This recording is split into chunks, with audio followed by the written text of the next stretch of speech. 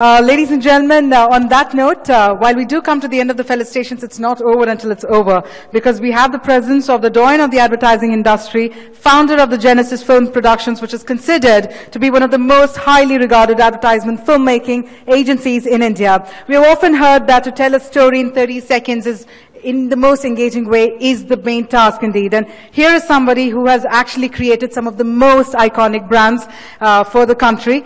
Magic for some, delight for others, and inspiration for many. So can we have a huge round of applause? And please help me welcome once again back on stage our very own Mr. Prahlad Kakkar. So I'm going to invite you back on stage, sir. It's time for the mic to be handed over to you this time. We'd love to hear from you, sir.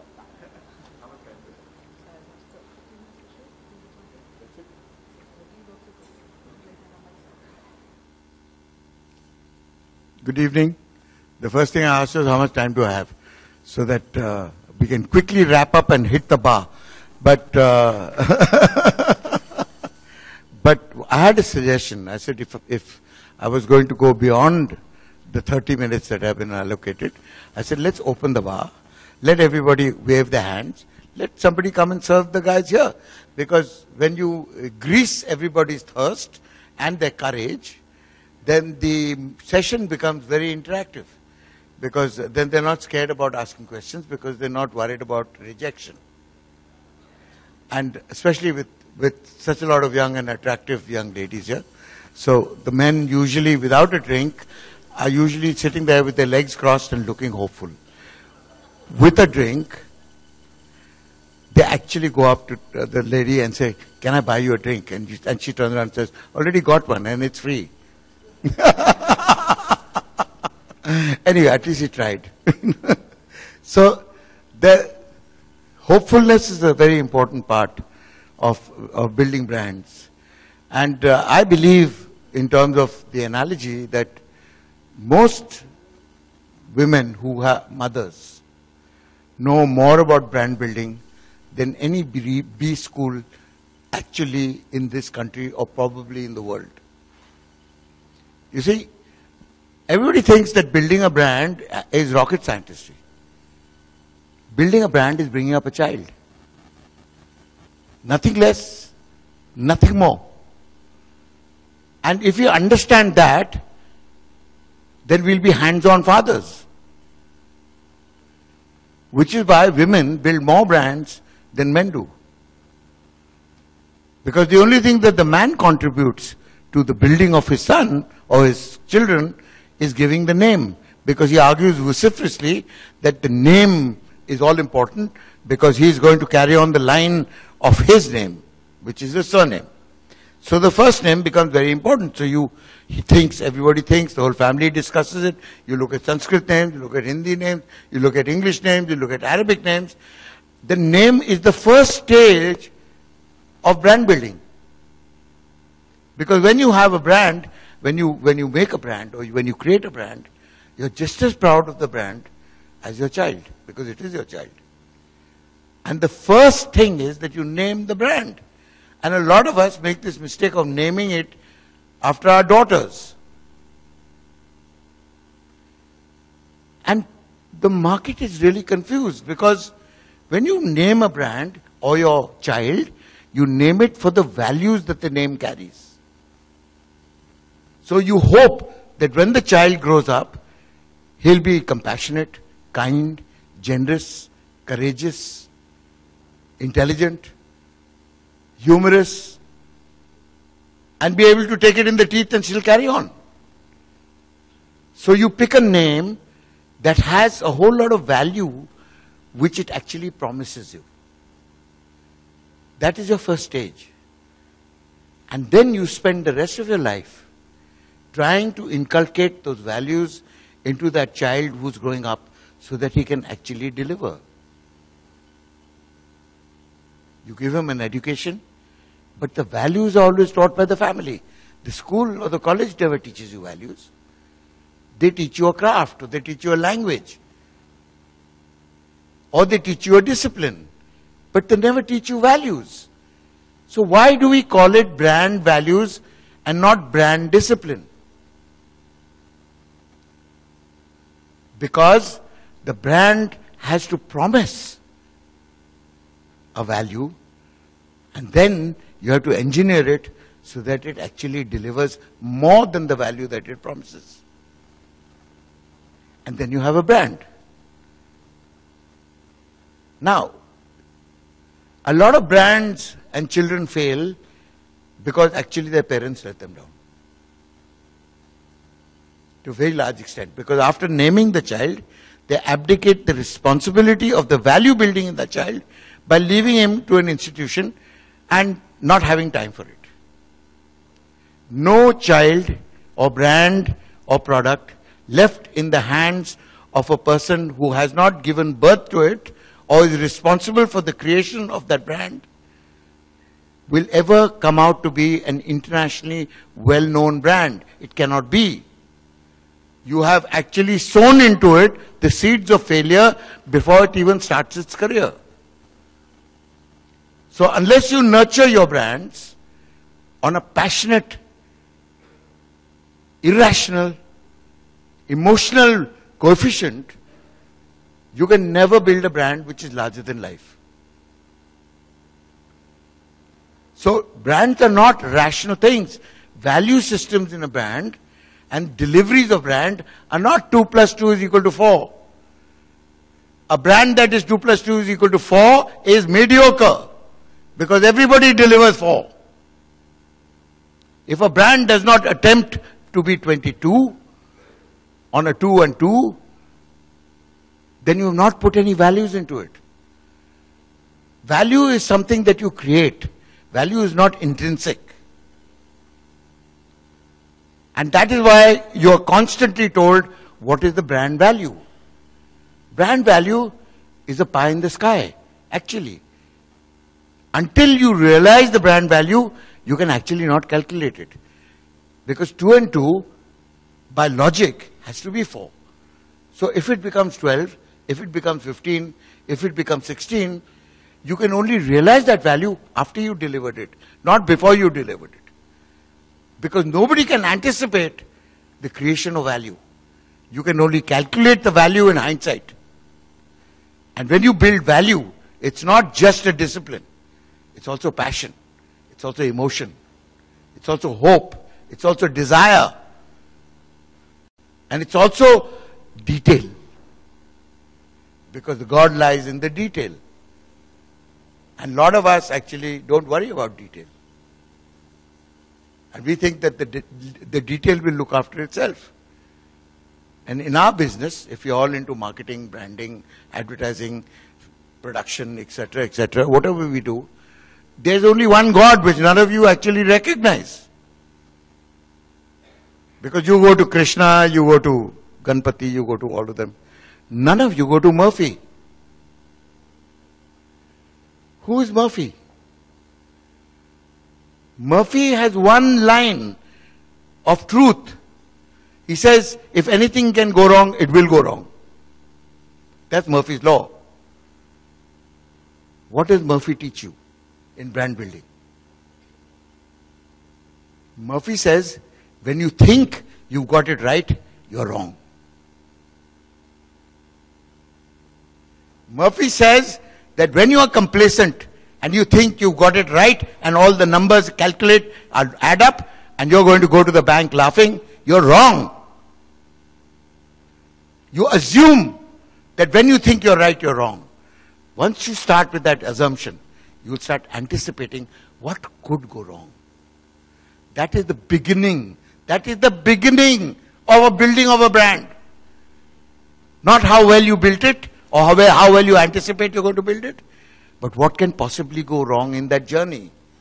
How many of us actually sit down and put down on a piece of paper after saying, wow, I've got this great idea, and I've got this financier, and I've got the funding from the bank, and I've got everything in place, and now I'm going to go laughing to the bank and party.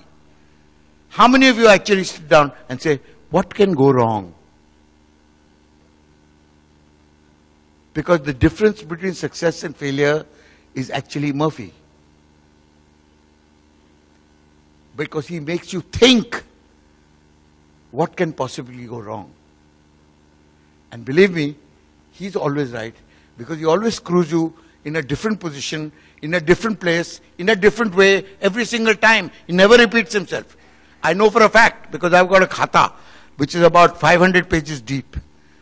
And I've been keeping track on him for the last 20 years. And we write down everything, every time we fuck up. It's called the Fuck Up Book of Murphy. And we write it down and we try and figure out how many times has he repeated himself. He makes the Kama Sutra look like kindergarten. But he teaches you a brilliant lesson. And why does he teach you a brilliant lesson? Because as a manager, as an owner of an industry, as an SME, as somebody who wants to build a brand which is going to take the world by storm, you actually ignore the most valuable employee in your organization because he's invisible. Why is he invisible? Because when somebody anticipates a problem, he solves it before it becomes a problem. When somebody solves the problem after it's become a problem, regardless of how well he solves it, there's huge collateral damage. And he costs the company a great deal of money because he's waiting for a problem to happen before he solves it. Your invisible employee is the guy who's solving problems quietly because he's anticipating and he's doing it before it becomes a problem. So you ignore him. There is no management technique of assessing the value of an employee who actually anticipates problems and solves them before they exist. Does anybody ever think of it? I want one hand in this room. Do you know that your most valuable employee is invisible? Because he doesn't allow a crisis to happen. So because there is no crisis, he can't stand out and win a medal. Whenever there is a crisis, however small or big it is, it costs you money. It's called collateral damage. And we don't calculate that. So when you build brands, when you build companies, when you build whatever you build, your only God is Murphy. I don't even know what he looks like. All I know is when there's the shit hits the fan, Murphy is behind it. So I was listening to a discussion saying, why can't we build world-beating brands? You know why? Because we, in this country, have yet not discovered our entrepreneurial spirit. We call ourselves entrepreneurs. We are basically traders. We are highly risk-averse. What is the business of business? Just understand this. The business of business is risk. If you cannot handle the risk as a thrill, as a part of your DNA, as becoming an adrenaline junkie, then you shouldn't be in business. Because we behave like traders. Every business in this country looks for its ROI long before it looks for the service that you're providing. Every bank that you go for a loan, first turns around and says, show me your bottom line. What are you going to give me as girvi? There is no calculation for passion, commitment, ideating, or just the sheer grit of saying this is going to work, and despite everybody else's opinion, despite all your research. Because today, all of you, when you all sit down together in a little huddle with your top management and turn around and say, should we or shouldn't we? And then somebody pipsqueaks up and says, let's research it. So what is research? Eventually, when you have a decision by consensus, when nobody has the balls to stand up and say, bullshit, I don't buy all this shit. This is the way I like it. This is the way I believe it. I'm taking responsibility for that decision. How many people do a job? How many people own the job? We have to change the way we look at what we do. If we cannot allow or empower our young people to own their jobs, then you're dead. And I'll give you a list of companies that read like an obituary in a battle form. Starting with Ericsson, Nokia, Lehman Brothers. Next, IBM. Anybody from IBM here? Anybody who deals with IBM here? Why not Google? What's the difference between Google and all the other companies, including yours? Come on, guys. You should be looking at Google very carefully. Because they're rewriting the rules. They're rewriting the rules of engagement. They are what is called a flat company. There are no pyramids of hierarchy. You don't kick the decisions upstairs. You make the decisions where you're sitting. Whatever your age, whatever your seniority, however junior you might be, you are encouraged to own your decisions and take responsibility for them, and you're rewarded even if you fail. You're punished if you don't take decisions and kick them upstairs. Have you ever tried that in our companies? You know why you should be trying that? All these companies that I'm telling you failed, they failed because today we are driven by technology. How many of you, past the age of 35, can actually be SMSing with one hand, fiddling with your computer with the other hand, and holding a conversation with your mouth?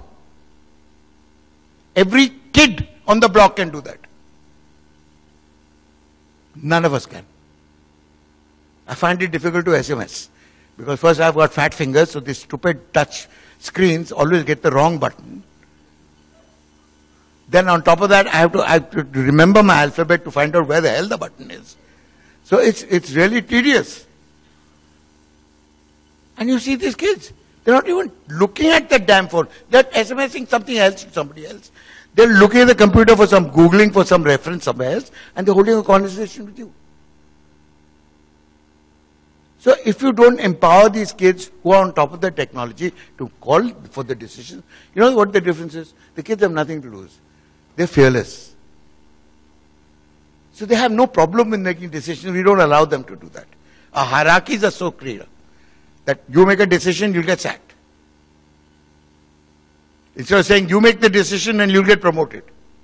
You have to own the job. What's the difference between doing a job and owning a job? When you do a job, you kick the decisions upwards. When you own the job, you own the job. You take the decisions, you take the call, you take the responsibility. You see it through. Are we training our youngsters like that? No, we're not. So we're all creaky, middle-aged companies that are going to fail anyway because we can't cope with the change. We can't cope with the speed of change. In 10 years, we changed more in the last 10 years than we did in the last 100. In the next 5 years, you're going to change more than you ever changed in your lives. In terms of business. Now I'm asking you something. If you guys are above 45 and you go home and your two kids, girl, boy, whoever it is, are sitting there looking scruffy as hell, wearing jeans, and they've got this ABCD trousers, which is called Agabai Chaddi Distat, which means that their butt cracks are showing. And you look at them very disapprovingly and say, what are you doing? Why do you sleep till 12 in the afternoon? Why can't you get up in the morning, go and exercise, get some fitness thing? Why are you eating junk food? You know, why are you doing everything that you do? Why do you exist? And the kid says, whatever. Hey dad, whatever, just let me be. Okay, now if you can't engage with your own child, how the hell are you going to engage with the market? Because that child is your market. So your problems actually start at home. Because you are fossilized. You cannot imagine how they think. They have a lot to teach you. Because they can cope with change. You resist change. You fight change. You hang on to whatever you have. You stop making decisions. The day you stop making decisions, that is the day as a business you're dead. You're redundant. So we have to change our management system from managing to mentoring. Because senior people are invaluable, but for the wrong reasons in the right places. Now, if you look in my business, When I turn around and look at a creative agency, and I say, okay, let me see the last 1 year's work that you guys have done. And then I look at it and it's mediocre. It looks like the client's wife has written the copy because she has. Okay? And then I look in the dustbin. And the most brilliant campaigns, the most original ideas are all lying in the dustbin. Because they all get shot down. Because there are no mentors. The first agency to change its management style from managing to mentoring was OBM. Was O&M actually. Why? Because Piyush Pandey, who was a creative guy and not a financial guy, who was promoted to become the chairman, looked at everything and said, "Yaar, this money business I don't understand, so I'll get a financial guy to handle it. But I do definitely understand great ideas." Now, am I going to start creating those great ideas all by myself? No, I'm not. I'm 55 years old. I've slowed down. I can still create good ideas, but it takes me a month to do that. I tell a young copywriter who's 21 years old, hey, I want one great idea for this campaign. And what does that kid do? He comes up with 50. Most of them 30. Okay? He comes up with 50 ideas, like vomit. Okay? And then Piyush Pandey sits and goes through all this vomit and finds this one uncut diamond that is lying somewhere in the middle. So what does he do with it? He says, come here. He says, forget about all the rest of it. It's rubbish. Take this idea. Run with it. Polish it. Bring it out. Let's see it shine. Need any help? Come to me. Okay? That's mentoring. And then he takes that idea and the kid and he takes on his own agency first. So that that idea doesn't end up in the dustbin. So he takes on his own organization. And everybody who thinks who knows better. And finally, when this idea is presented to the client, and the client says, can you leave it back with me? What he's actually saying is, I'll show it to my wife, and we'll come back with the copy changes tomorrow. And what does Piyush say? Piyush says, sorry sir, we've had 50 ideas of which we've rejected. We have selected this one idea out of 50 ideas. You want to show something to your wife? I'll give you the 49, which we've rejected. Let her improve those. This you will not touch. Take it or leave it. Okay? Now he has, because he's the mentor and because it's not his idea, and it's some other kid's idea, but he understands that, he can actually eyeball a client who will look at him and say, Tu Piyush Pandey, acha theek hai boss, you must be right. Okay, but if that kid went and did the same thing to the client, he'd say, I'm going to take my account away if you don't sack the bugger. I don't want him to come to my office again. He's a cheeky little brat. Okay, so the idea explodes. The product does brilliantly. O&M wins every single effing award in the book. And everybody goes home laughing to the bank. Why? Because one man decided to change the equations from becoming a boss to becoming a mentor, to becoming the protector, to becoming the encourager. If we don't change our management systems to do precisely that, we're dead. We'll never make an international brand. It's not just possible because we're so risk averse and we're so happy with 5%. So do you realize that today we gave an award to a federal bank and the first question I asked them on the stage was, how many startups have you guys funded? And they said, you know, we're the only bank who does it. I said, really? I said, I thought no Indian banks had the guts to start a fund or startup because there's no collateral, there's no nothing. There's these 21-year-old kids who got a great idea. They just about started shaving. And they want a couple of $1 million from you. Everybody in the whole world is dying to give them the money. Our banks, niyat, no chance. And what? They have the biggest non-performing debts in the world of banking.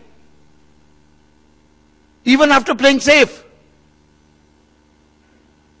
If you read about our nationalized banks, non-performing debts, the zeros run into 3 pages. And they still will not fund a startup on risk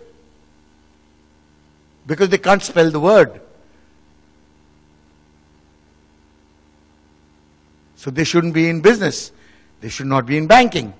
They should close shop and go home and retire. And allow people who are willing to do something worthwhile with that money to do something with that money. We have so much money lying locked up in bad debts. They would change the history of this country economically if those bad debts were actually put back into the economy with risk. So what is it that makes you risk averse? Have you looked at all of you and examined yourselves?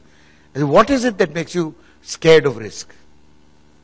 It's fear, not of the risk. It's fear of fear. Every one of us starts life with being scared of something. Hawa, Buddha Baba, the dark, the ayah. It starts from there. And we then start accumulating fears as if that was the most greatest fashion statement that you can ever make. So if all businessmen today were to go and sit with a shrink, he'd be able to sit down and psychoanalyze you and tell you your sum total of your life and your desires is fear. This fear, that fear, this fear, total of your fears. So how do you deal with fear? Is there one management company or one management college in this country that understands that you have to go beyond fear to be a businessman?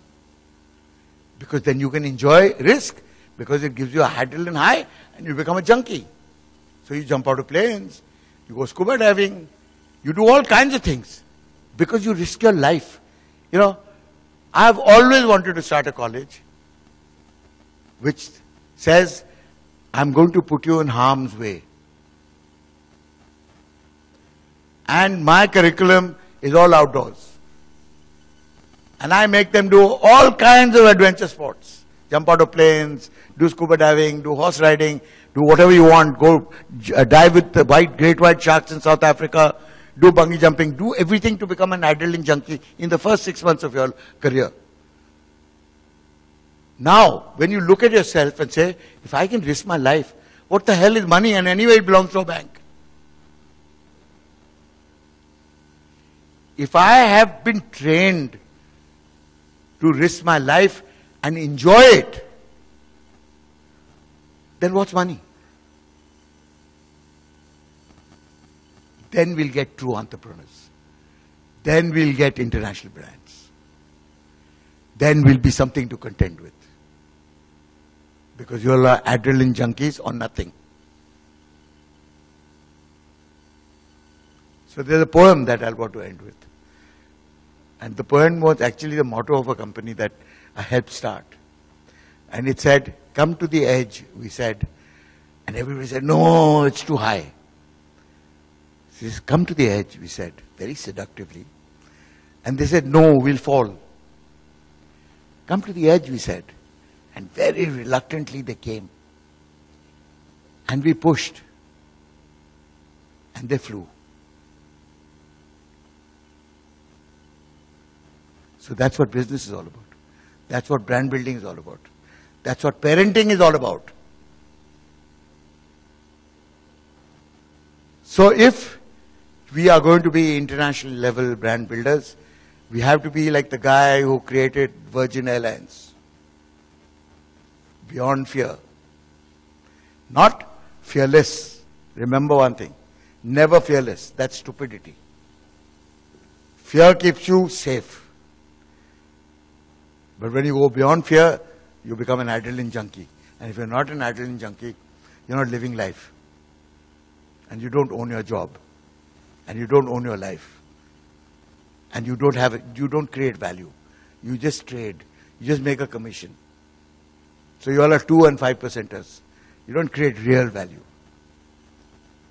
So just remember, you have to go beyond fear. Thank you.